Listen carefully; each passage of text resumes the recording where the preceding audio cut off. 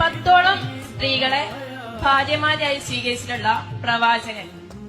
അതിൽ തന്നെ 6 വയസ്സുള്ള പെൺകുട്ടിയടക്കം ഉണ്ടായിരുന്നു എന്നതായിട്ട് കാണാൻ സാധിക്കും.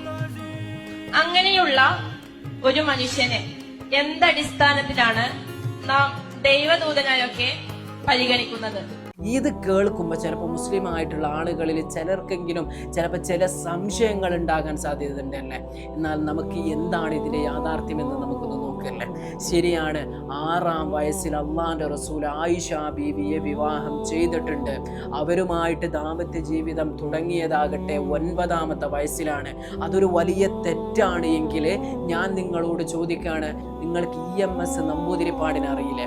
കേരളത്തിൻ്റെ ഭരണം നയിച്ചിരുന്ന ആളാണല്ലോ അദ്ദേഹത്തിൻ്റെ മാതാവ്.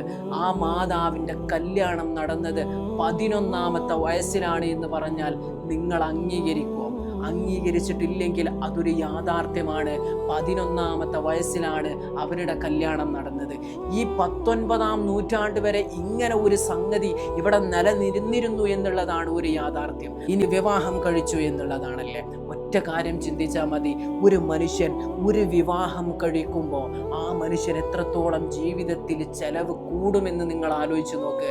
അങ്ങനെയാണെങ്കിൽ ഫക്കീറിൽ ഫക്കീറായ അള്ളാഹുവിൻ്റെ റസൂൽ വിവാഹം കഴിച്ചത് തൻ്റെ ശാരീരികമായിട്ടുള്ള സുഖത്തിന് വേണ്ടിയിട്ടല്ല എന്നുള്ളത് ഒരു യാഥാർത്ഥ്യമാണല്ലേ.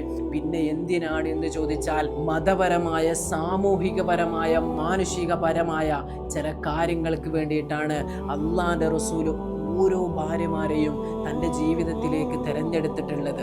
ഉമ്മു സലമ റളിയല്ലാഹു അൻഹ, അവരുടെ ഭർത്താവ് യുദ്ധത്തിൽ മരണപ്പെട്ടു. ജീവിതം അലങ്കോലമായപ്പോൾ അള്ളാഹുവിൻ്റെ റസൂല് ജീവിതത്തിലേക്ക് കൂട്ടിയ ഒരു സ്ത്രീയാണ് അവര്. ഇങ്ങനെ ഓരോ കാരണങ്ങളുടെ അടിസ്ഥാനത്തിലാണ് റസൂലുള്ളാഹിന്റെ ജീവിതത്തിലേക്ക് ഓരോ ഭാര്യമാരും കടന്നു വന്നിട്ടുള്ളത്.